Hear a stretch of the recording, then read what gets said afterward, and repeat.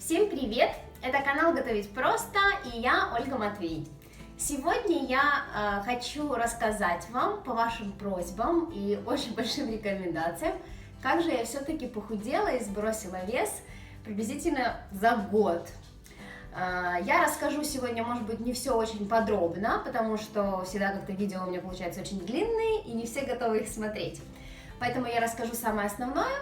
А у кого будут какие вопросы, вы пишите, и тогда я подумаю, нужно снимать еще второе видео или нет. Итак, начнем.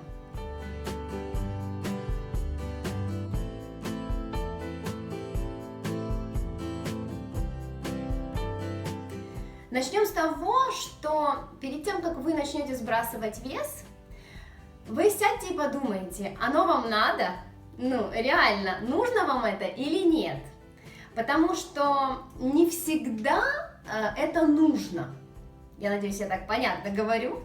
Почему? Потому что когда нет цели, тогда очень тяжело. Для чего вы хотите сбросить вес? Почему вы хотите сбросить вес? Почему это для вас так важно?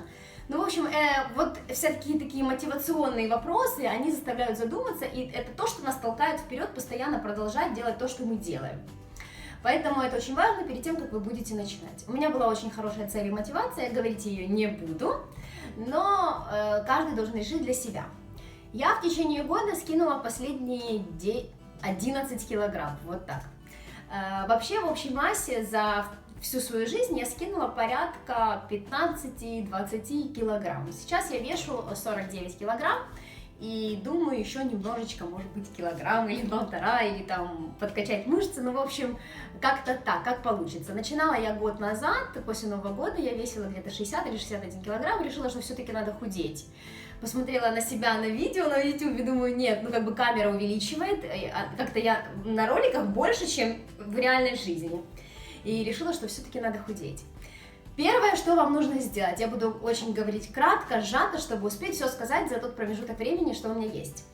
Первое, что нужно сделать, это купить весы. Купите электронные весы на кухню для взвешивания еды. Электронные обязательно, без них никак. Во-первых, для готовки они очень нужны, я тоже без них не могу на глаз мерить или ложками. А во-вторых, без того, чтобы взвешивать еду, ну извините, никак не получается. Почему, сейчас расскажу. Потом вам понадобятся весы обычные напольные, чтобы измерять вес. Это тоже очень важно. Ну и сантиметр, чтобы мерить все окружности и записывать параметры в тетрадочку. Заведите тетрадь, где бы вы записывали ваш вес. Взвешиваюсь я всегда один раз в неделю, например, в воскресенье. С утра вы утром встали и стали на весы. С утра на голодный желудок вы смотрите, сколько у вас реального веса. Взвешиваться нужно раз в неделю. Чаще не взвешивайтесь, потому что, почему, рассказываю. Женский цикл делится на 4 недели, предположим, да, ну такие на 2 явные части. Первая половина цикла до овуляции и после овуляции. Всегда плюс-минус набегает вода, и вес может увеличиваться. Если вы будете в течение недели взвешиваться каждый день, то какие-то граммы вас могут испугать. Не делайте этого, взвешивайтесь раз в неделю. По поводу цикла, раз я уже так затронула. Имейте в виду, нормальным считается, что если вы от вашего нормального утреннего веса набираете к середине цикла, вот с середины до последнего дня, до первого дня месячных, набираете до 900 грамм. Это норма. Например, вы весите ровно 50 килограмм, и с половины, вот с дня овуляции до начала месячных у вас 50-900. Это норма. Это не значит, что вы что-то наели. Это жидкость внутри вас, вода, это всякие другие процессы. Это нормально. Все, что сверх того, это то, что вы не сдержались и то, что вы покушали. И все это, в принципе, уйдет после месячных, поэтому пугаться не стоит. Если вес у вас большой, у меня был вес 61 килограмм, и вот эти вот 900 грамм не всегда можно было видеть. Я когда теряла вес, то они уходили, я вообще не наблюдала, что у меня там во время овуляции или перед месячными набегает вес, потому что вес равномерно уходил вниз. Сейчас, когда вес устаканился и он стоит там 49 килограмм, то я вижу четко плюс 200 грамм, плюс 300 грамм, и с дня овуляции он реально идет наверх. Имейте это в виду. Потом, что нужно сделать? Нужно записаться в спортзал. Ну, в принципе, можно худеть и без спортзала, я дальше расскажу как. Но лучше в спортзал, понимаете? Потому что все подтянется, тело станет упругое, и без тренировок, ну никак, и это в 2 раза быстрее вы будете сбрасывать вес, чем без тренировок.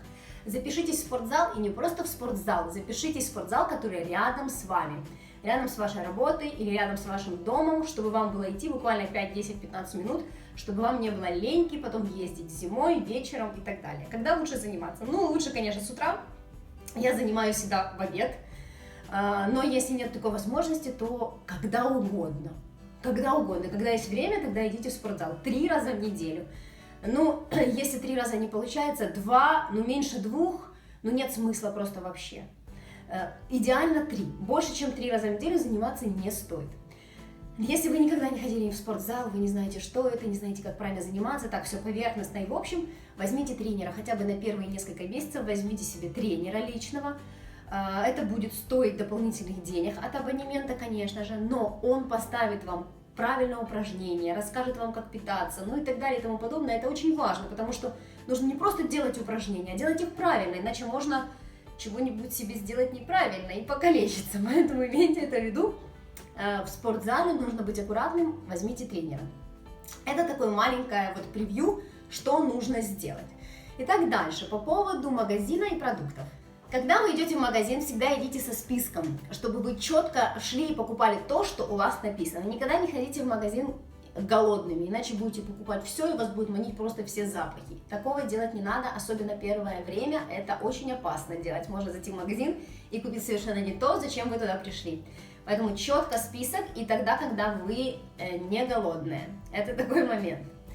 Теперь, как же все-таки я питаюсь, как же все-таки это все происходит? Первое, что вам нужно добавить, это воду. Вода – это основа. 1,5-2 литра в день вы должны выпивать. Понятно, что если вы не любите воду или вы не привыкли пить воду, это очень тяжело сразу. Если вы пойдете в спортзал, то в любом случае воду вы пить будете, потому что пить хочется во время тренировок. Это плюс. Но как же себя все-таки заставить пить воду вообще? Значит, я всегда говорю так: хочешь есть, попей воды, потому что организм иногда хочет пить. А мы, так как не привыкли пить воду, иногда едим вместо того, чтобы попить. Что я рекомендую девушкам и женщинам, с которыми я работала по питанию и вела некоторых девочек в похудении. Что нужно делать перед каждым приемом пищи, что бы вы ни ели? Яблоко, обед, завтрак, ужин, какой-то перекус, что угодно, мы выпиваем полстакана воды. Всегда. Когда я встаю с утра, прежде чем я завтракаю, за полчаса я пью стакан воды. Вода не должна быть ледяная, комнатной температуры или слегка теплая. Кто-то спросит, можно воду и чуть-чуть меда? Ну, в принципе, можно. Я так не делаю, но можно, конечно же можно. Можно воду с соком лимона, но если у вас повышенная кислотность, то так не делайте, не экспериментируйте, просто вода, чтобы запустить желудок и начать работу организма. Через полчаса после того, как вы попили воду, мы завтракаем. Всего в течение дня у меня 5-6 приемов пищи. То есть это завтрак, первый перекус, обед, второй перекус и ужин. Я, в принципе, я знаю, что не всем это подходит, не все это одобряют, но я не ем после 6. Я понимаю, что ложусь я реально в 11-12, и это большой промежуток времени. И, в принципе, хорошо бы было там в 8, в полдевятого что-то просто кинуть в рот и перекусить. Ну, я так не делаю или делаю это очень редко. Ну, бывает у меня такое там во второй половине цикла, имейте в виду, с дня овуляции. Нам всем хочется есть, хочется сладкого, и это чувство очень тяжело внутри себе побороть. Поэтому вторую половину цикла я могу себе позволить там в полдевятого, 8 что-то все-таки кинуть в рот, такое незначительное и просто проживать. Такое, да, возможно. Поэтому имейте в виду. Что еще хотела сказать? Но вообще в идеале нельзя есть за 3-4 часа до сна. То есть если вы ложитесь в 11 часов, значит 10, 9, 8 у вас самый последний прием пищи. Но опять же, если на вечер мы будем в 8 вечера есть белковую пищу, на ужин надо есть белковую пищу, то это тяжело для желудка. Тогда вам все равно нужно будет ужинать часов 6, чтобы в 8 выпить просто кефир и лечь спать. Понимаете? Поэтому тут еще дело принципа работы каждого организма по-разному. Каждая женщина, знаете, себе чувствует, что ей нужно, что ей не нужно. Поэтому имейте в виду, в любом случае на ночь не наедаемся, за 3 часа до сна это максимум, но я не ем после 6. Я могу себе позволить, если я где-то была и не успела, я могу часов 7 поужинать, но это бывает редко. Но это такой момент. Итак, что же я все-таки ем? Значит, смотрите, не хочу очень долго растягивать тему, что я ем, я скажу, что я не ем, это будет быстрее. Я отказалась от хлеба. Имейте в виду, хлеб, который сейчас продается в магазинах, это совершенно не тот хлеб, который вообще когда-то начинался печься, ну то есть это абсолютно не то. Даже если вы готовите его дома, вы покупаете муку, которая уже совершенно не та мука, понимаете? Ну, даже если вы покупаете там ржаную какую-то еще муку, но я не сторонник, я против. Злаковые нужно есть, и я их ем. В любом случае у меня присутствуют злаки, клетчатка и все, но не сдоба, не хлеб. Вместо хлеба я покупаю либо такие крипсы у нас называются, хлебцы, они из прессованного зерна, они совершенно без дрожжей, без муки, без яиц, без ничего, просто зерно перемолотое, прессованное, возможно, оно высушенное, вот как-то так. Их очень много, разных видов, разных фирм, они недорогие.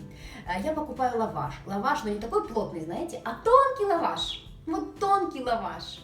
В принципе, в нем очень много, больше углеводов, чем в таких хлебцах, но лаваш можно есть, ну, как бы я его покупаю. Это то, что касательно хлеба. Я не пью чай совершенно, не пью чай черный, зеленый, я уже когда-то говорила, почему. Ну, во-первых, если вы будете пить очень много зеленого чая, и очень долго он вымывает кальций с костей. Это плохо. То есть в любом случае вы должны все время чередовать. Нельзя все время пить зеленый чай. Во-вторых, чтобы найти черный и зеленый чай хорошего качества, это надо постараться. Потому что ну, у нас на Украине, на нашем рынке украинском, очень тяжело найти хороший чай. И даже дорогой чай, не факт, что там реально чай, вы понимаете? А если там листья, то не факт, что они такого качества, чтобы их реально можно было пить. У меня мужа вообще постоянно изжога от чаев. То есть хочется узнать, что ж там, блин, в составе, или что же это все-таки за качество этого листа. Но мы отказались. И я вам скажу, что намного легче я себя чувствую и все. Значит, когда я не знала, что пить, но от чаев я отказалась, я брала просто воду или кипяток. На меня так все смотрели, я кому в гости не прихожу, говорю, мне просто кипятка. Все с меня смеялись. Что я еще, чем я заменяю? Я готовлю на зиму ягоды, перетертые с сахаром. У меня очень много видео по этому поводу, поищите, посмотрите. Я беру кипяток, чайную ложку там малины или смородины или клубники с сахаром, размешала в воде, это вкусно, полезно. И, в принципе, это, ну, вообще никоим образом не вредит вашему здоровью, и это не чай, но, тем не менее, вы попили что-то горячее. Потом я стала заменять это все на травяные чаи. Травяные чаи продаются в магазинах, вы можете покупать фирмы, которым вы доверяете. Мы покупаем травяные чаи либо в Карпатах, потому что мы часто ездим туда отдыхать, либо мы собираем сами.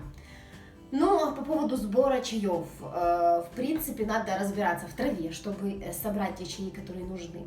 Но если вы даже не разбираетесь, есть какие-то там 5 названий трав, которые вы точно будете знать. В горах растет мята, можно даже дома покупать мяту в магазине или на рынке, ее высушить на подоконнике, но не на прямых лучах солнца, а чтобы просто был рассеянный свет, а лучше больше тень, и она будет сушиться. Я покупаю иван-чай, или мы собираем в Карпатах иван-чай, можно найти травников на рынке, которые привозят именно траву с Карпат, уже чаи, ну или чаями, или просто пакетированную разную траву по пакетикам. Иван-чай, чебрек, тысячелистник, мята, мать-мачеха, материнка, ну, в общем, их море. Я думаю, что я вот так вот в строку вам выложу, какие травы можно собирать. Или покупать, если вы не знаете, где собирать. Нельзя собирать в городе, однозначно. Потом, что я еще собираю в Карпатах? Это черника, это малина нарезанная. Можно малину даже у бабушки дома нарезать и высушить. Очень полезно от каши, ну и вообще полезный чай с малиной. Черника, брусника, листва, вот черники, брусники, без ягод можно собирать, сушить и заваривать. Очень вкусный чай. Ну, в принципе, вот такие чаи я делаю. Мы собираем, я все это дело дома сушу, или если мы находимся там в отеле, все это выкладываю, чтобы оно сохло. Потом это все режу помельче, пакетирую, иногда смешиваю, иногда не смешиваю, и мы все время пьем чай. Ну, в общем, можно посмотреть в интернете разные составы разных чаев, как хорошо их сочетать, для чего лучше сочетать, там, для поджелудочной можно добавить одно, для других другое. Но я сделала вывод. Можно совмещать, в принципе, практически все, Но самое главное, чтобы в вашем чае присутствовал иван-чай. Это иммунитет, это основа. Все остальное можно добавлять, как вам нравится. Купите иван-чай у травников. Он есть, он не дешевый. У нас за такой пакетик грамм 100 или 200 просят гривен 50, наверное. Ну вот так, он не дешевый. Но иван-чай, его же надо грамулечко. Но это иммунитет, это то, что касается чаев. Потом, я не покупаю и не готовлю на масле. Ну, конечно, масло у меня дома есть подсолнечное, но если я готовлю что-то, то только для мужа.